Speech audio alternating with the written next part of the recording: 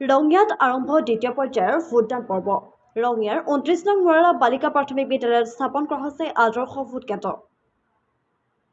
উল্লেখ্য যে কেন্দ্ৰটোত উপলব্ধ হৈছে খোৱাপানী, শিশু খেলাগৃহ, মাতৃদুগ্ধ পান কক্ষ, শাৰীৰিকভাৱে অক্ষম লোকসকলৰ বাবে বহা ব্যৱস্থা। আনহাতে ইয়াৰ উপৰিও ৰঙিয়া উচ্চতৰ মাধ্যমিক বিদ্যালয়, ৰঙিয়া শিশু বিদ্যালয়ৰ আজি কেন্দ্ৰটো পুৱাৰে পৰা ভোটাৰ ৰাইজে দীঘলীয়া শাৰী পাতি শান্তিপূৰ্ণভাৱে ভোটদান কৰি অহা পৰিলক্ষিত হয়। ৰঙিয়াৰ পৰা দিনেশ আগৰৱালাৰ ৰিপৰ্ট, খবৰ 24/7 অসম।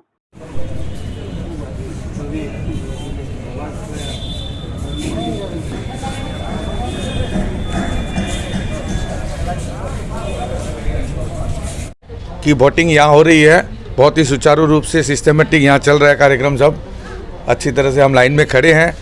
अभी आगे भी अच्छी तरह से यहाँ वोटिंग होगी, यही उम्मीद करते हैं और कहीं भी कोई भी अशांति का कारण नहीं है। बहुत ही सुंदर तरीके से इस बार वोटिंग हो रही है। धन्यवाद।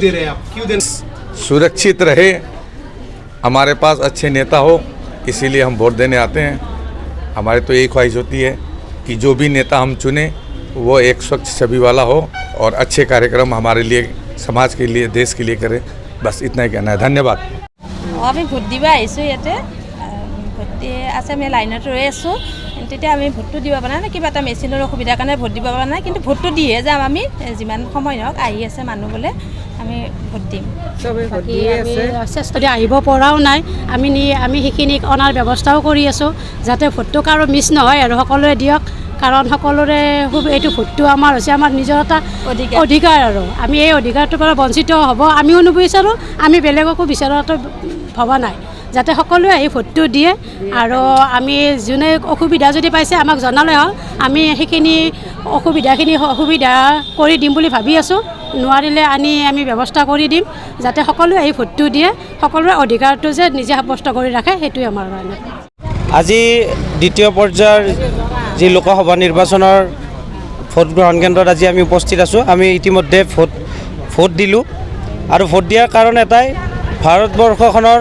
আগৰ তুলনাত যিটো ডেভেলপমেণ্ট হৈছে ভাৰতবৰ্ষৰ বিশ্বৰ ভিতৰত এতিয়া যিটো এটা সুকীয়া পৰিচয় গঢ়ি উঠিছে তাৰ স্বাৰ্থত আমি পুনৰবাৰ ভাৰতীয় জনতা পাৰ্টীৰ নেতৃত্বাধীন প্ৰধানমন্ত্ৰী নৰেন্দ্ৰ মোদীক আকৌ তৃতীয়বাৰৰ বাবে প্ৰধানমন্ত্ৰী পদত অধিষ্ঠিত কৰাৰ বাবে আমি ভোটদান কৰিলোঁ আমি আশা ৰাখিছোঁ আমাৰ যি লক্ষ্য যে 400ৰ ওপৰত ভাৰতীয় জনতা পাৰ্টীৰ এইবাৰ যি লক্ষ্য বান্ধি ৰাখিছে সেই লক্ষ্য নিশ্চয় আমি উপনীত হ'ম আৰু ইতিমধ্যে আমি আমাৰ ভোট কেন্দ্ৰত দেখিবলৈ পাইছোঁ যথেষ্ট লোকৰ সমাগম হৈছে আৰু সকলোৰে মনত এইটোৱেই কথা যে এইবাৰো একক সংখ্যাগৰিষ্ঠভাৱে ভাৰতবৰ্ষৰ প্ৰধানমন্ত্ৰী মাননীয় শ্ৰীযুত নৰেন্দ্ৰ মোদী আকৌ এবাৰ তৃতীয়বাৰৰ বাবে ভাৰতবৰ্ষৰ প্ৰধানমন্ত্ৰীক তেখেতকে পাতিব লাগে।